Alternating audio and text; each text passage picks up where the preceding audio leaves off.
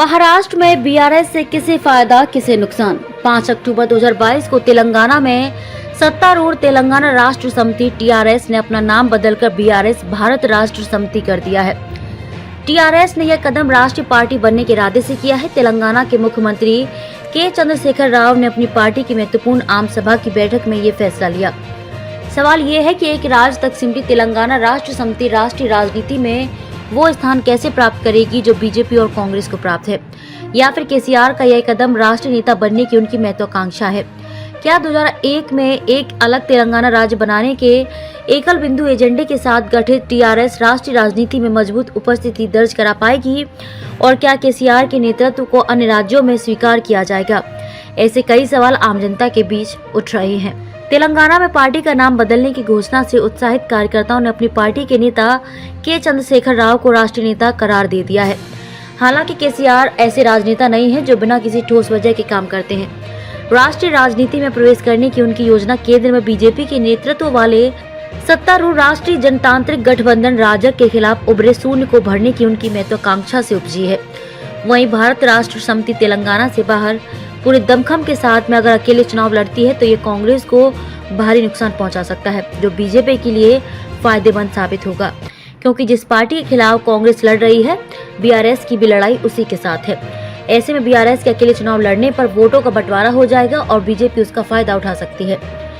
इसके अलावा कांग्रेस और बीआरएस के एक साथ चुनाव लड़ने के बीच अड़चन ये भी आ सकती है कि बीआरएस का मूल राज्य तेलंगाना है और वहाँ उसकी मुख्य लड़ाई कांग्रेस से है। अगर पार्टी अन्य राज्यों में कांग्रेस के साथ मिलकर चुनाव लड़ती है तो यह उसके लिए खुद अपने पैर पर कुल्हाड़ी मारने जैसा कदम हो सकता है, क्योंकि दूसरे राज्यों में कांग्रेस के साथ जाने पर बीजेपी तेलंगाना में उसके खिलाफ माहौल बना सकती है। अब आइए बात करते हैं महाराष्ट्र की।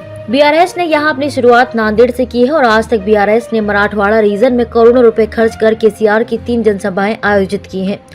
जानकारों का कहना है कि सबसे सफल जनसभा नांदेड़ की रही है, जो महाराष्ट्र के पूर्व मुख्यमंत्री अशोक चव्हाण का गढ़ है, जिसमें केसीआर को सुनने हजारों लोगों का जमावड़ा जमा हुआ था।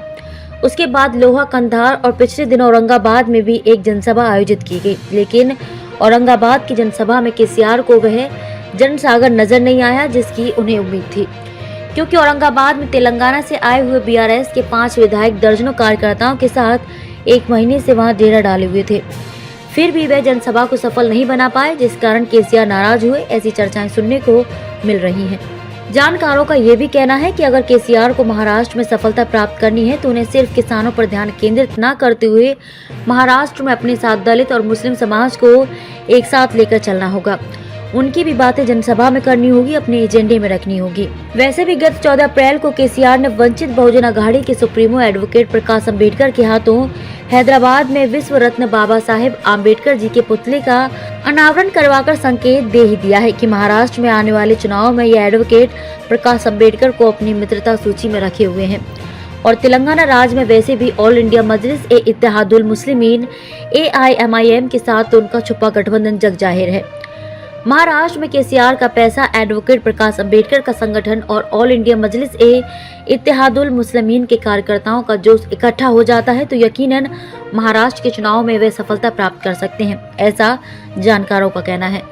अन्यथा अगर बीआरएस महाराष्ट्र में एकला चलो की तर्ज पर कार्य करती है तो इसका फायदा बीजेपी को होगा, यह भी एक सच्चाई है, ऐसा जानकारों का कहना है।